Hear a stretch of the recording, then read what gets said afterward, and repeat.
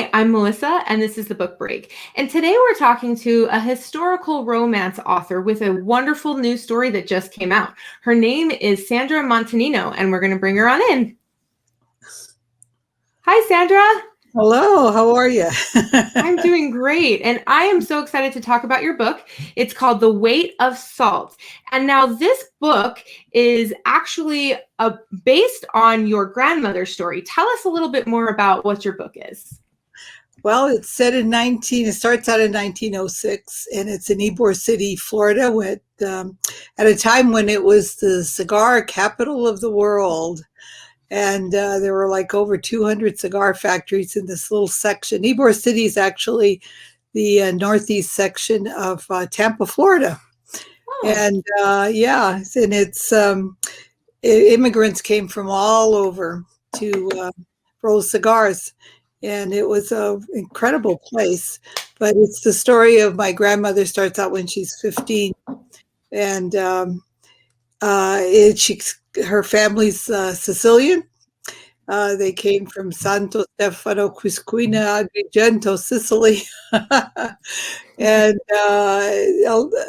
most of the town went exactly to Ybor City, Florida. And it's quite an adventure. She had an amazing, amazing life. And every time I went to Florida, my family would always tell me more and more stories. So eventually I started collecting them and I put them together in the book, but I don't have all the ways to connect everything. Everybody's passed away now. So it's a novel, but it's based on many true stories, and it's fascinating. It's part of a trilogy, and the second book should be coming out this summer. And I think you'd tremendously enjoy it. It's got a lot of history, a lot of the way Italians think, their superstitions, and the dynamic in the families. Yeah. So, Yeah. Well, and it's a love story too. So I remember when I was reading it, she started off young, but as she goes through, we learned that she fell in love with someone, but she had a very strict father who wasn't okay with the person that she fell in love with. Tell us a little bit more about the love story.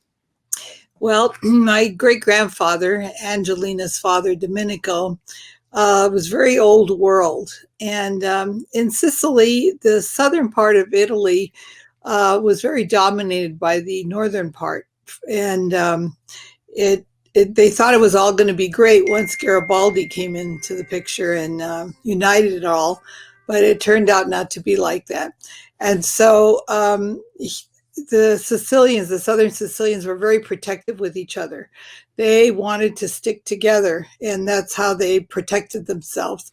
So what happened was many of them, my great grandfather especially, felt like you need to stay with your own kind. So he wanted Angelina to marry a Sicilian, and that was their way of keeping everything together and making sure that they understood each other, because they had their own dynamic as far as the way they thought and the way they lived. But Angelina was very independent, but Angelina was very bright and very independent thinking and very motivated. But she happened to be born at a time where women couldn't even vote. There were very few jobs for women. Matter of fact, I was reading that they didn't even have women as waitresses. It was only waiters. You couldn't do a whole lot, and most of the schools and college, the upper education was for men. So she had a tough time. She had a real strict father. She came into the world when women had no vote. So she got interested in the suffragettes. Yeah, yeah. Well, and so she fell in love with someone that her father was not okay with, but he wanted to arrange a marriage for her to someone she didn't love, That's right? it. Yes, that's exactly what happened. He did not. She fell in love with a Spaniard from Spain, from Europe, and he was totally against that. And the story goes on. He tries to arrange a second marriage for her, both these men are that he went for were very uh, financially set. And so that was something that he felt, since there was so much poverty in Sicily, he felt like he gave her a tremendously good opportunity for a wonderful life, and he could not understand why she was rejecting it, and she could not understand why it meant so much to him, but it was her life. So Yeah. there was a lot of conflict there, and a lot of extreme things happened. It was, Yeah, it yeah. was And very and and we have a picture too of the actual family that your story is based off of, right? right. Yeah. That's Angelina in the background holding the fan. I think she was probably about 12 or 13 there, maybe. And she was the oldest. And that's all her brother. She had one sister, Lily. And anyway, they very close knit family. And Angelina mothered all her siblings. And the story gets very dramatic and very dynamic right at the very beginning in the first chapter. Yeah. Yeah. And that was something I was thinking about too, is the way that women gave birth in the early 1900s was very different than how it is today. And the teenage girls, the members of the family, were involved in that process sometimes. Well, they had the Comstock law, which made it illegal to use birth control. And you could be imprisoned for telling a woman, if a doctor told a woman about birth control, they could go to jail. And there was one woman who was on a rampage to try to tell women, because a lot of them were having 14, 15 kids, and a lot of them were dying in childbirth. And Wow. so it was quite an ordeal, but that was called the Comstock law that was in effect in those days. They just didn't know what to do. So Yeah. it was pretty traumatic, but um, it was, yeah, it was like the old west. It was when you read about how it was, you think, how could anybody allow such a nonsensical thing, but Yeah. women had a really tough time. They were, either domestics, or they were, just housewives, and there wasn't a whole lot of options for them. So marriage was the big deal. They couldn't hold office, they couldn't vote, they couldn't do a whole lot of stuff. And Yeah.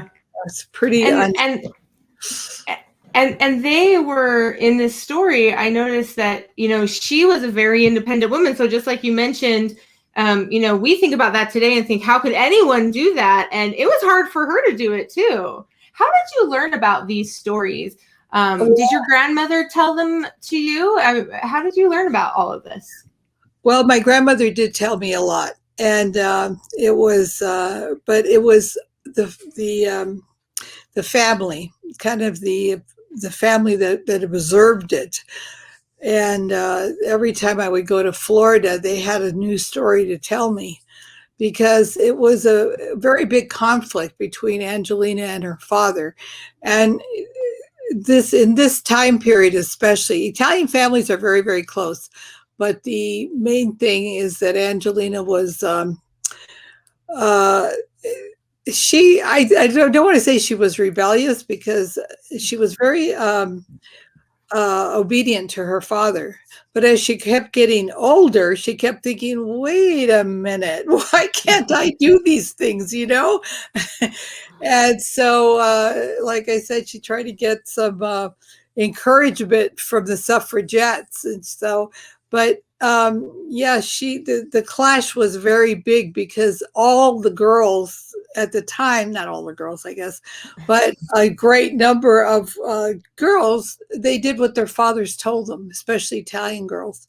So if their fathers told them, this is who you marry, and that's what they did. But Angela Yeah. was not in that group, which made Yeah. her life really tough. really, really tough. And Yeah. Well, and you've like you've mentioned, this is a trilogy, and so we'll be watching for more information. And if they would like to follow you, they can find you on your website, which is sandramontanino.com. And you're also on Facebook and Instagram. Is that right? yes, I am. I'd love to hear from them. I love to have them follow me. I think they'll really enjoy the book. It has a lot of nostalgia in there from Yeah, the I loved it. I thought yeah, it was great. And they can go and find it on Amazon as well. yeah, they sure can.